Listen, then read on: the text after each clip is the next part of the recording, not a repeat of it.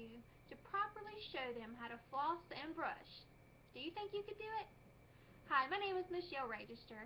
I'm currently a student in the dental hygiene program at Central Georgia Technical College. I can't honestly say that I could have said yes to that question before I started this program.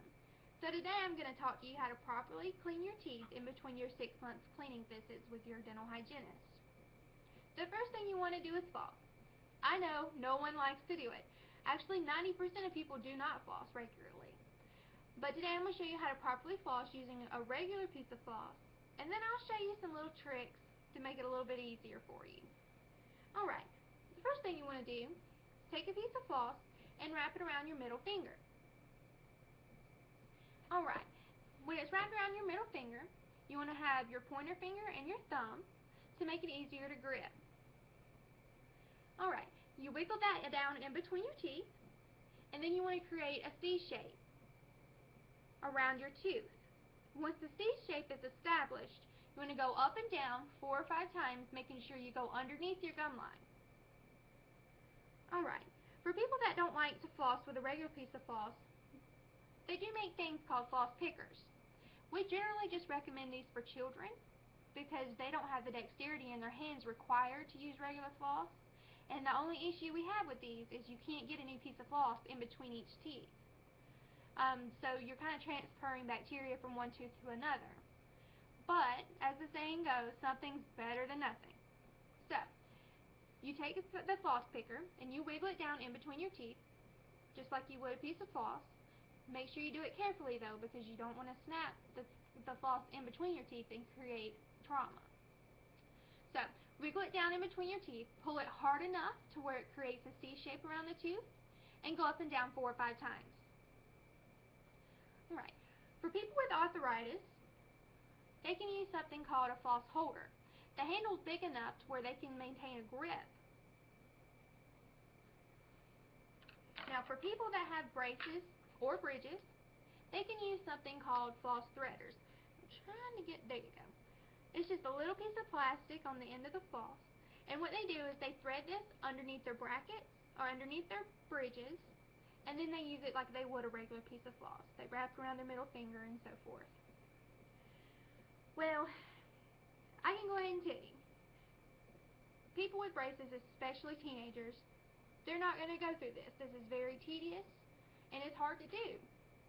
So they have invented something called a water pick, and it is awesome. It's a little pricey, but all it is it's a device you can put water, Listerine, whatever into, and you just hold it at your tooth in between, and it's kind of like a water pressure, and it flosses for you. It works just as good, but it's a great alternative to people that don't want to take the time to use regular floss. The second step is brushing. Now most people, they manage to brush their teeth at least once a day. The goal is to brush at least twice a day for 2 minutes. For children, what you want to do is just tell them to make little circles around their tooth.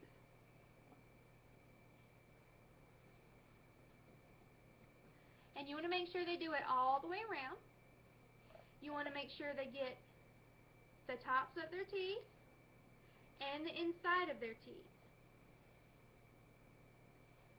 For people with braces, it's a little bit harder.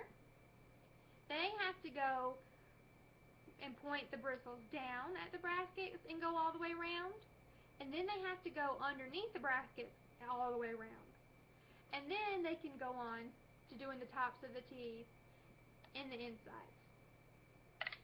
Alright, for adults, what y'all want to do, point the bristles at a 45-degree angle towards the gum line, and you want to make little circles, but you want to make sure you're flicking it away before you move on.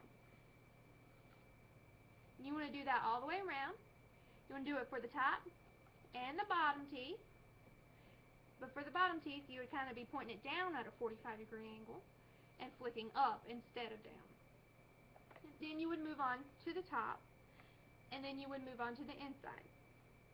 Now, the last thing you want to do with brushing is make sure you brush your tongue. There's a lot of bacteria that gets trapped on the tongue that causes bad breath. So, you're going to make sure you take your toothbrush, get to the very back of your tongue, and scrape.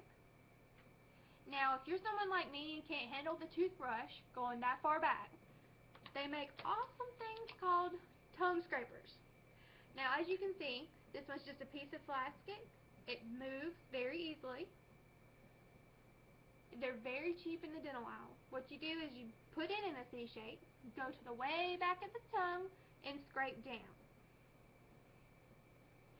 Alright, for toothpaste, I know it's very tempting to just scan it and get the 99-cent kind. That's what mainly people do when they don't know what they're looking for. But a dentifrice can really help if you're having sensitivity, or if you have some other problems in your mouth like gingivitis or gum disease. Now, if you're having sensitivity, you want to make sure you get a toothpaste that has potassium nitrate in it. If you have gingivitis or gum disease, you want to tailor your toothpaste to be kind of like Crest Pro Health or Colgate Total. Crest Pro Health has stannous fluoride in it, and it kind of acts like an antimicrobial.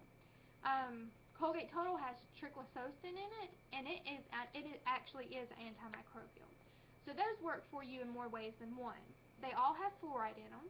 Every toothpaste has fluoride. You would be hard-pressed to find a toothpaste that doesn't have fluoride in it. But fluoride is like vitamins for your teeth. It makes them harder and stronger, which prevents cavities from forming. Alright. Last but not least, you need to be using a mouth rinse after you get through brushing. Generally, the mouth rinse either needs to be an antimicrobial for adults or has fluoride in it for children. I use both. I like to use Listerine in the morning time because it has an antimicrobial in it. And then at night, I get a fluoridated toothpaste. It can be the kids version, it can be the off-brand. Just compare your active ingredients to make sure you're getting the same product. The only rules you need to remember with the fluoride is use it right before you go to bed and make sure you don't eat or drink anything afterwards. So, today we've discussed how to properly care for your teeth. If you implement these steps, you can ensure that you have a clean and properly cared for mouth. Also, it's a great way to make your dental hygienist love you.